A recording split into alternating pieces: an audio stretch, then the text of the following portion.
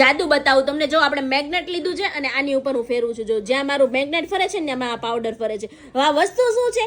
આ એક પ્રકારનો છે તો ક્રોમ પાવડર, પણ આને તમે એઝ અ મેગ્નેટ તરીકે મતલબ કે કેટાઈ પોલિશ તરીકે બી યુઝ કરી શકવાનો છો. આમાં તમને બહુ બધા કલર્સ મળવાના છે.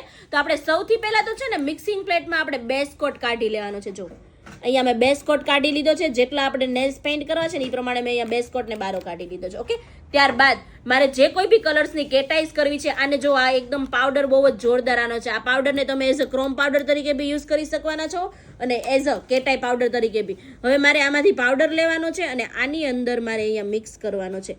જે મારો બેઝ કોટ છે ને એની અંદર મારે આ પાવડરને મિક્સ કરવાનો છે. આને આપણે આમાં મિક્સ કરી દેવાનું છે પ્રોપરલી. જો આ રીતે. હવે હું આમાં જ તમને અહીંયા જ પહેલાં તો મેગ્નેટ ફેરવીને બતાવી દઉં. જો આપણી કેટાઈ પોલિશમાં થઈ ગયું આખું કન્વર્ટ. જો જ્યાં રીતે હું જે બાજુ મેગ્નેટ લઈ જાઉં છું ને એ બાજુ મારી કેટાઈ પોલિશ ફરે છે. જો ફરીથી આપણે આમ કરીએ. ઓકે, હવે આની ઉપર આપણે મેગ્નેટ ફેરવીએ. જો છે બાકી મારું આખું કેટાઈ પોલિશમાં કન્વર્ટ થઈ ગયું છે. ઓકે, હવે આને મારે બસ ડાયરેક્ટલી આ બ્રશથી મારે આ રીતે પ્રોડક્ટ્સ લેવાની છે અને આની ઉપર મારે પેઇન્ટ કરવાની છે. જો આ જ રીતે ડાયરેક્ટલી.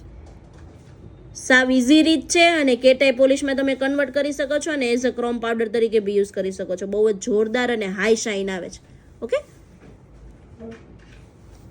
હવે મારે આને ડાયરેક્ટલી મેગ્નેટથી ઇફેક્ટ આપવાની છે. જો એકદમ પરફેક્ટલી ઇફેક્ટ આવે છે. જેમ આપણી કેટાઈ પોલિશમાં ઇફેક્ટ આવે ને A with same to same આમાં ઇફેક્ટ આવે છે. જો છે ને, બાકી આપણી કેટાઈ પોલિશ તૈયાર થઈ ગઈ અને બાકી જોરદાર જાદુવાળો પાવડર છે. જો જેમાં આપણે મેગ્નેટ ફેરવીશું તો કેવું લાગે છે?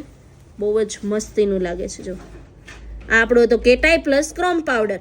સાવ ઇઝી રીત છે. Okay, bye, thank you.